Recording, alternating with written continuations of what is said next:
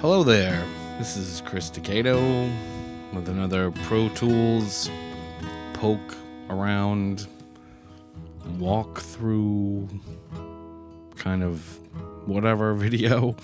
And this is another Guy Capecelatro song called Hollow Reminders from his recent release. Hope is the thing with feathers. And I'm just going to jump right in. There's quite a few things to show. So here's Guy's guitar.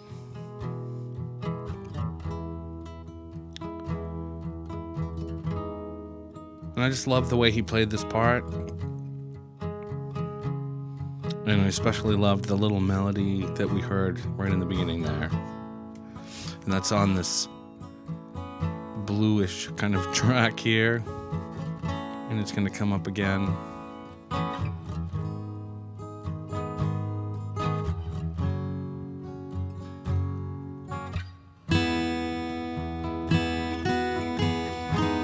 Yeah, so this was pretty simple in some ways, because it was kind of written. I mean, this is the song. So I'm just going to kind of accompany that. And one of the first things that I wanted to get was, because it's a waltz, the drums. So there's a bunch of things that I kind of played around with adding, but the drums were really the first thing. And I'm really kind of proud of the drumming on this, because I had no idea really how to. I'm not a drummer, so I kind of wasn't sure how to approach it, and I really wanted it to be out of the way. That was important, and I was like, are there even going to be drums? And the kit that I was using is such a very prominent, this big giant 26-inch kick drum that I've been using on the record, and how does that fit into this? And it actually worked perfectly, kind of keeping it really simple and spare. And that was, I worked hard at. It was really hard to play as spare as I did on this one. Let me start at the top again. And that waltz thing is, the ch kind of thing, and it's like I want it to be that, but I don't want it to be that through the whole thing. So, and that ended up being just kind of in the choruses maybe, and in those melody sections.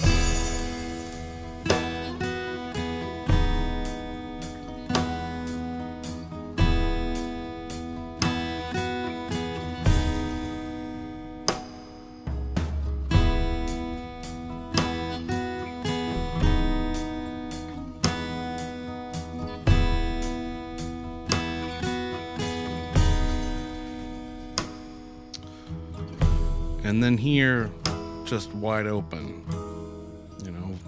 very little. It's almost like the ride only hits on the kick drums or something, or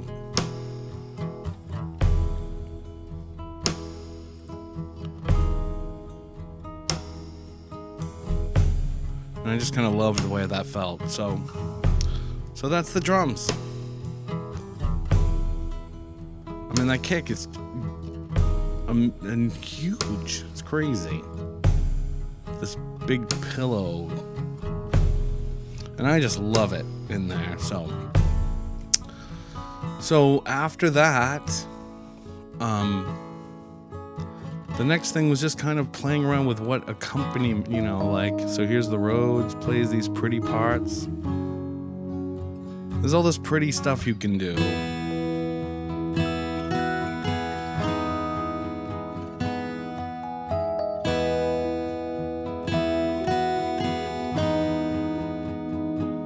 Just such a lovely thing.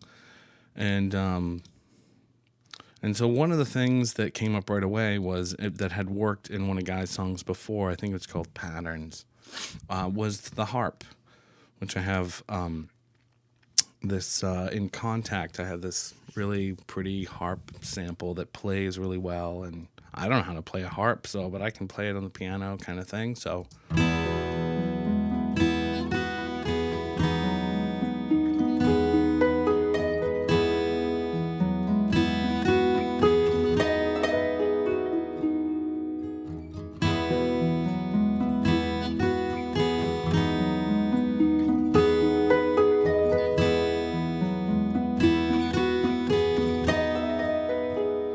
And I loved how that I could kind of play around I could play with him in that little pretty melody that he wrote, but I can play around it too. And so I fell in love with that. But man, I got going on the harp, and man, it's so pretty. You can just play and play and play. There's a million. So here, on these tracks here, there's these little dots are me kind of going crazy, like playing all through it. It's kind of like a harmonica. You can just play too much. So it took me a little while to kind of calm it down and just play what was necessary. And even after that, I still cut out. You can see all these holes. Like, nope, don't need this, don't need that. So it was to spare that down too was really important, and let the song breathe. So, but while I was doing the harp, I started getting this idea for a vocal thing. And I was hearing this, like, I swear, I was hearing this 70s song. And I couldn't think of what song it was. And I'm like trying to remember from my childhood, this song that was on the radio and this vocal kind of sound. And so I was Googling around and I found the song. Let me go back. It turns out, well, I thought it was a Billy Joel song, and there's all this stuff on the internet about these songs and what synthesizer they used at the time that could have made that sound. So I remembered the Billy Joel song first, and I can't remember which one that one was, but that was kind of inspired by another band, which was this band. And I'll leave the link to the song in the description, but I'm Not in Love. This was the song I was hearing, and there's all this, kind of, I don't know, all these bickering about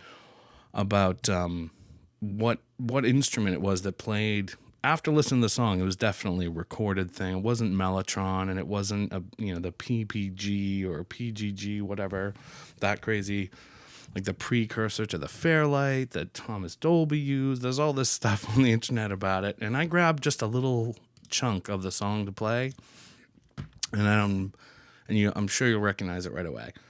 But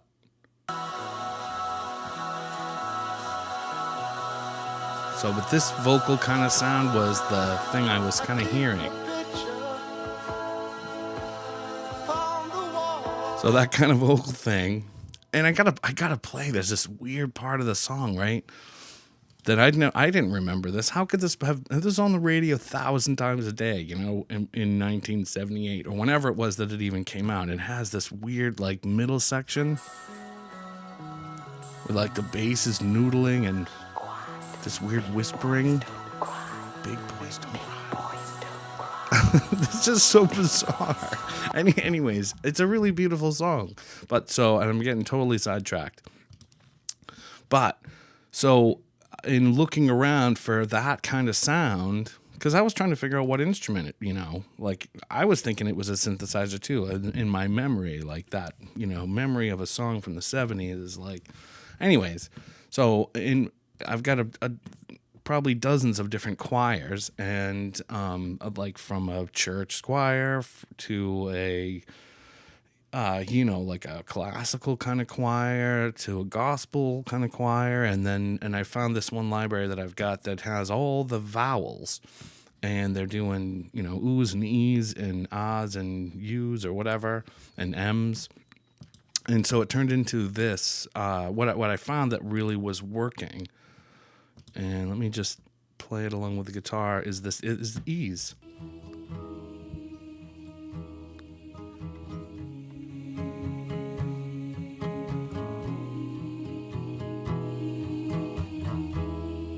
And you can hear there clearly E.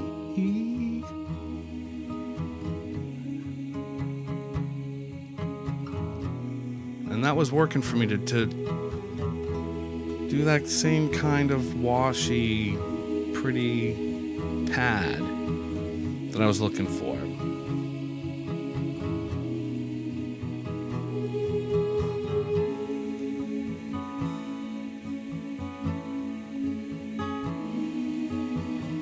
Yeah, so anyways, that's that. Another quick little thing before I want to come up with an alternate mix to listen to maybe the last verse.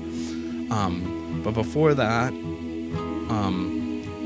one other neat thing that kind of happened, and it's around this melody right here that we're hearing, was while I was doing the harp, there's this at the end of the bridge, or it's in the bridge somewhere. Coming out of the bridge, I found this little melody.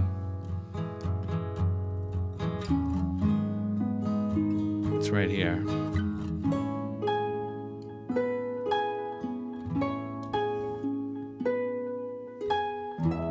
So let me play that again. So here we are on the bridge. The chords change a little bit, and it was getting back. And this isn't that big of a deal. It's just kind of a neat thing I want to share.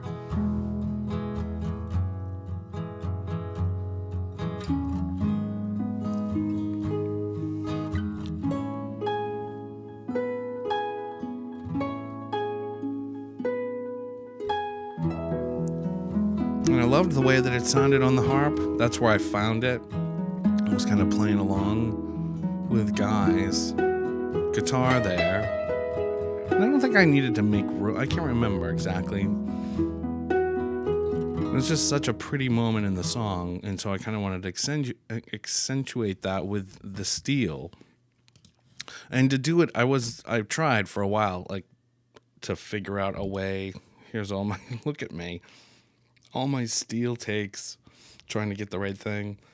And in that part, trying to get that melody to work and find a way to play it. And I couldn't play it without separating it into two tracks. So there ends up being, if I zoom in here a little bit, one of them plays half of it and the other one plays the other half.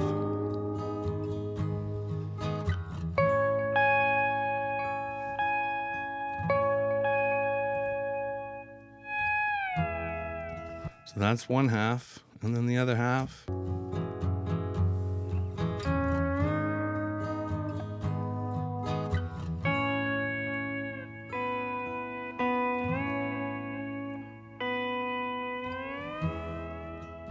And you play them together and you get the whole thing.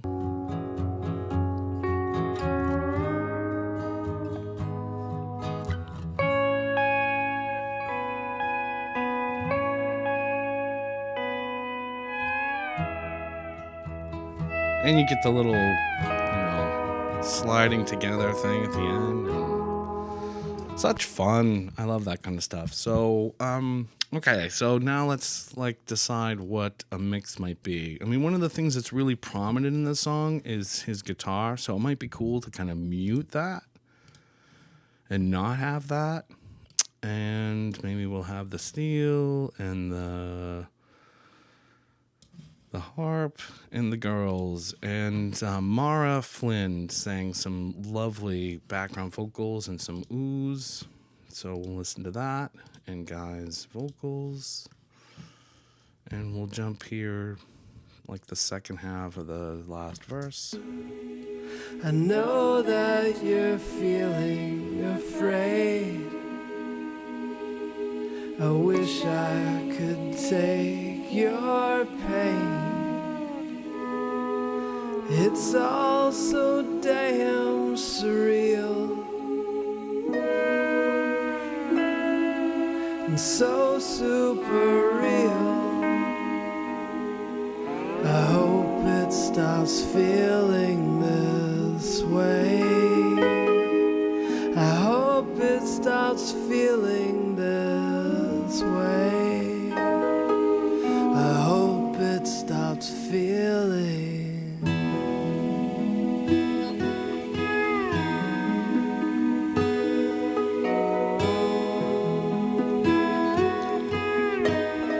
Yeah, so that was beautiful and different, and I hope you enjoyed watching and taking a little look into how this song kind of came about. And there you go. Thanks for watching.